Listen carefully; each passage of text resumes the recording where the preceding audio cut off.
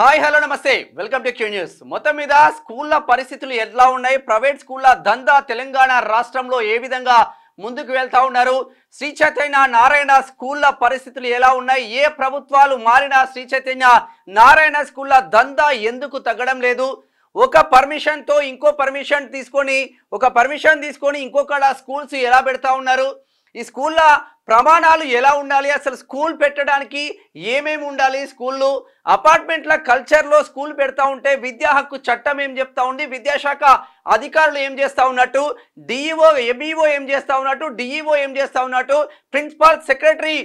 Education principal secretary ఏం చేస్తూ ఉన్నారు, ఎడ్యుకేషన్ మినిస్టర్ ఏం చేస్తూ ఉన్నారు. Of course education minister Telangana రాష్ట్రంలో లేరు, అది సీఎం రేవంత్ రెడ్డి దగ్గరనే ఉంది.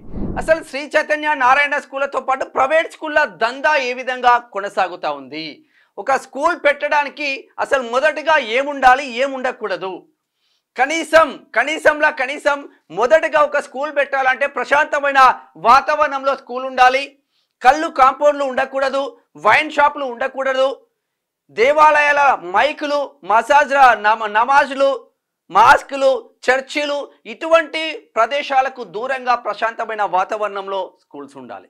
నెంబర్ 1.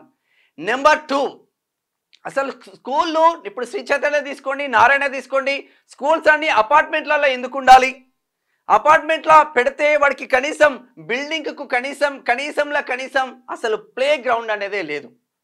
పిల్లలకు ఒక ఆట స్థలం లేకపోతే పిల్లల పరిస్థితి ఎట్లా ఉంటుంది, పిల్లలకి ఆట స్థలం ప్లే గ్రౌండ్ కంపల్సరిగా ఉండాలి, అపార్ట్మెంట్లలో స్కూల్స్ ఉండకూడదు. యాజ్ పర్ తెలంగాణ ఏ రాష్ట్రంలో అయినా ప్రమాణాలు పాటించాల్సిందే. 3rd ఫ్లోర్ కానీ 4th ఫ్లోర్ కానీ 5th ఫ్లోర్ కానీ ఇలా అడ్డదిడ్డంగా ఫ్లోర్స్ వేసి పిల్లల్ని పైకి పంపించి అక్కడి నుంచి పొరపాటున ఏమైనా జరిగితే దారుణమైన పరిస్థితులు ఉంటాయి.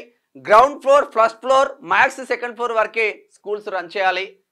ప్రమాణాలు చూసుకుంటే గ్రౌండ్ ఫస్ట్ ఫ్లోర్ తప్ప నీకు వేరే కూడా లేదు. ప్లే గ్రౌండ్తో పాటు పీఈటీ టీచర్లు ఉండాలి. ఎన్ని స్కూళ్ళల్లో శ్రీ చైతన్య నారాయణ ప్రైవేట్ స్కూళ్ళల్లో ప్లే గ్రౌండ్స్ ఉన్నాయి, మరి పీఈటీ లేదు. నెంబర్ 3, మరి విద్యా హక్కు చట్టాన్ని ఏ శ్రీ చైతన్య నారాయణ గాయత్రి సంస్థలు అనుకోండి, ఇంకో సంస్థలు అనుకోండి, మల్లారెడ్డి కాలేజీలు అనుకోండి, ఇక్కడ ఈ బడా పారిశ్రామికవేత్తలుగా ఎదిగిన ఈ లీడర్ల స్కూళ్ళల్లో ఎక్కడ విద్యా హక్కు చట్టం 2019 ప్రకారం 25% పేద పిల్లలకి ఉచితంగా విద్య నేర్పాలి. ఎక్కడ కూడా హాస్టల్ ఫెసిలిటీస్ కూడా ఉండకూడదు, అంటే హాస్టల్ చేపట్టి ఒక దందా సాగిస్తూ ఉన్నారు అని చెప్పేసి పెద్ద ఎత్తున రూల్స్ అండ్ రెగ్యులేషన్స్ ఉంటుంది. నెంబర్ 4, మరి నిజంగానే ప్రైవేట్ స్కూళ్ళల్లో చదువుకునే విద్యార్థుల సంఖ్య ఎంత ఉండాలి, నువ్వు సెక్షన్స్ పెంచుకోవచ్చు, కానీ ఒకే సెక్షన్కు 40 మంది విద్యార్థులు దాటకుండా స్కూళ్ళలో విద్యార్థులు ఉండాలి. నెంబర్ 5, మరి 40 మంది విద్యార్థులు ఉండాలి. ఇదే శ్రీ చైతన్య నారాయణ స్కూల్స్లలో 10 సెక్షన్లు ఒక్కొక్క బ్రాంచ్లో పెట్టి ఒక్కొక్క సెక్షన్లో ఒక్కొక్క మెరిట్ స్టూడెంట్ని తీసుకొని వాళ్ళను కంప్లీట్గా మళ్ళీ మాదాపూర్ స్పెషల్ బ్రాంచ్ అని పెట్టి మళ్ళా ఏసీ క్యాంపస్లను పెట్టి వాళ్ళను రుద్ది శ్రీ చైతన్య నారాయణోడు ఇక నెంబర్ 1 మాదే, నెంబర్ 2 మాదే, నెంబర్ 3 మాదే, నెంబర్ 4 మాదే, నెంబర్ 5 మాదే అనుకుంటూ ముందుకు వెళ్తా ఉన్నారు. ఇది కూడా చాలా రాంగ్, అంటే చాలా రాంగ్. పిల్లలందరినీ సమానంగా చూడాలి. చదువు వచ్చినోడు రానోడు ఒకే తరగతి గదిలో వేసి చదువు చెప్తే అందరికీ యూజ్ అవుతుంది, కానీ మెరిట్ స్టూడెంట్స్ని అందరినీ ఒక దగ్గర జమ చేసి వాళ్ళకే స్పెషల్ క్లాసులు చెప్పేసి మంచి టీచర్లను వాళ్ళకే పెట్టి ఇదొక పెద్ద ఎత్తున విద్యా సంస్థలలో పెద్ద దందా జరుగుతుంది. నెంబర్ 7, నిజంగానే వెల్ ఎడ్యుకేటెడ్ టీచర్స్ ఉండాల్సిందే. పర్మిషన్స్ ఉంటున్నాయా, శ్రీ చైతన్య నారాయణ స్కూళ్ళలో ఎన్ని పర్మిషన్స్ ఉన్నాయి, ఎన్ని స్కూల్స్ ఉన్నాయి, గల్లీకో శ్రీ చైతన్య నారాయణ స్కూల్స్ ఉంటున్నాయి, మరి వీటిపైన ఎడ్యుకేషన్ ఆఫీసర్స్ ఏం చేస్తూ ఉన్నట్టు, ఏ స్కూల్కైనా ప్లే గ్రౌండ్ లేకపోతే ఎందుకు సీజ్ చేయట్లేదు, ఏ స్కూల్ అయినా 3rd floor 5th floor 6th ఫ్లోర్లలో అపార్ట్మెంట్ కల్చర్లలో స్కూల్స్కి ఎలా పర్మిషన్స్ ఇస్తూ ఉన్నాయి, ఫైర్ సేఫ్టీ అధికారులు ఫైర్ సేఫ్టీ ఎంతవరకు పాటిస్తూ ఉన్నారు, స్కూళ్ళలో పిల్లలకి తాగునీరు ఉందా, తాగునీరు ఉచితంగా ఇవ్వాల్సిన అవసరం ఉంటుంది, ప్రతి పిల్లవాడు ప్రతి విద్యార్థి బాటిల్ పట్టుకొని పోయి నీళ్లు తాగే పరిస్థితి ఎందుకు ఏర్పడతా ఉంది? స్కూళ్ళలో కనీసం గుక్కడి మంచినీళ్ళు కూడా పెట్టని పరిస్థితి ఎందుకు ఏర్పడుతుంది? మరి నిజంగా ఎడ్యుకేషన్ సిస్టమ్ ఎటుపోతుంది? ఎస్పెషల్లీ శ్రీ చైతన్య నారాయణ స్కూల్లో దందా నార్మల్గా లేదు. చిన్న స్కూళ్ళను బతికిచ్చే పరిస్థితి లేదు వీళ్ళ దగ్గర. మొత్తం దందా చేసేసి సర్వనాశనం చేస్తూ ఉన్నారు. నిజంగా ప్రశ్నించండి, ఎక్కడికక్కడ ప్రశ్నించండి. స్కూళ్ళ అవకతవకలపై ఎవడైనా ఫీజు విషయంలో ఇష్టం ఉన్నట్టు అసలు ఆ రాష్ట్ర సర్కార్తో సంబంధం లేకుండా వాడు ఇష్టం ఉన్నట్టు ఫీజులు వసూలు చేస్తూ ఉన్నారు. విద్యా హక్కు చట్టం ఏం చెప్తా ఉంది? ఫీజుల నియంత్రణకు ప్రభుత్వాలు ఏం చేస్తూ ఉన్నట్టు? ఏ ప్రభుత్వం వచ్చినా కార్పొరేట్ విద్యా వ్యవస్థపై ఎందుకు ప్రశ్నించడం లేదు? ఎందుకు కొరడా చూపించడం లేదు?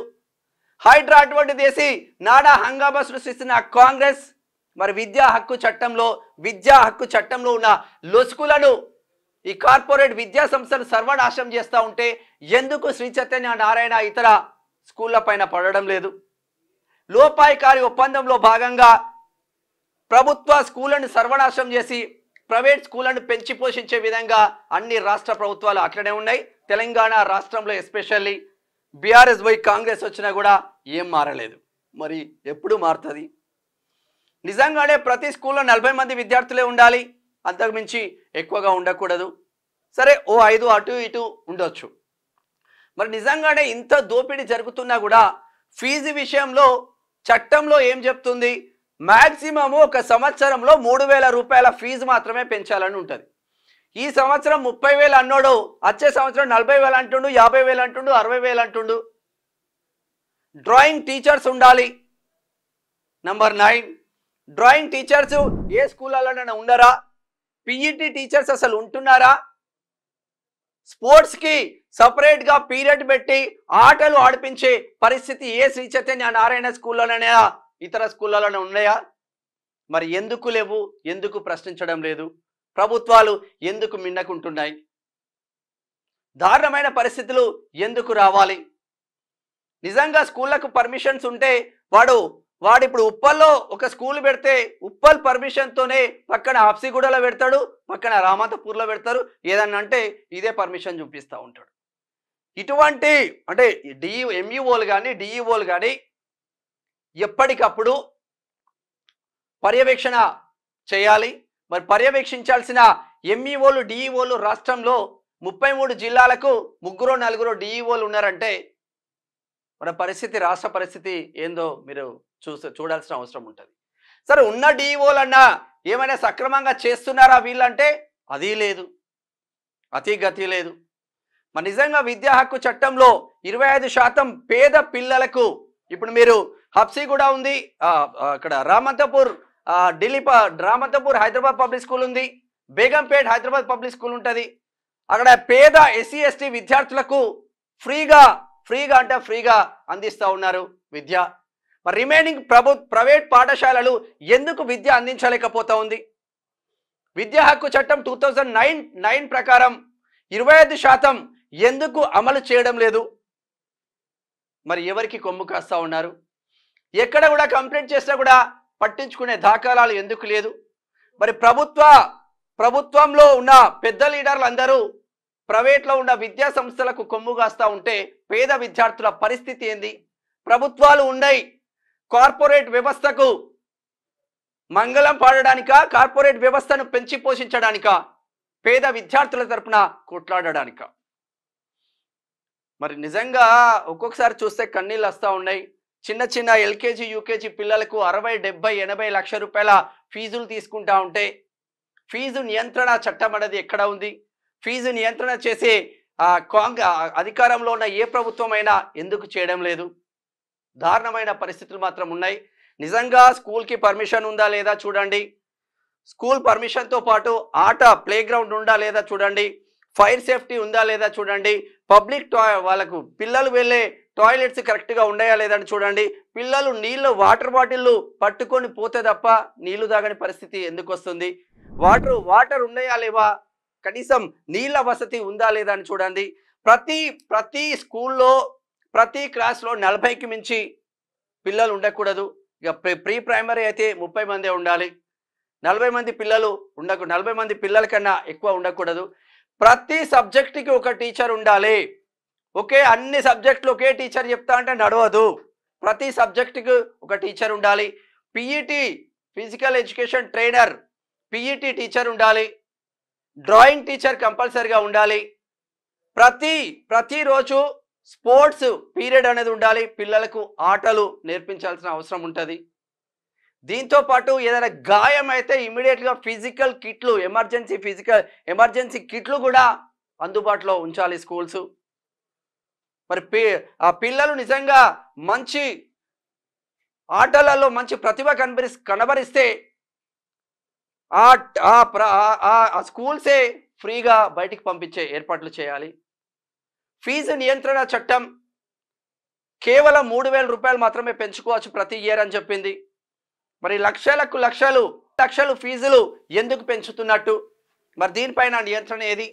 విద్యా హక్కు చట్టం 2009 ప్రకారం ప్రతి ప్రైవేట్ స్కూళ్ళలో 25% పేద విద్యార్థులకి, ఎస్సీ ఎస్టీ బీసీ పేద విద్యార్థులకు ఉచితంగా చదువు ఇప్పించాలి.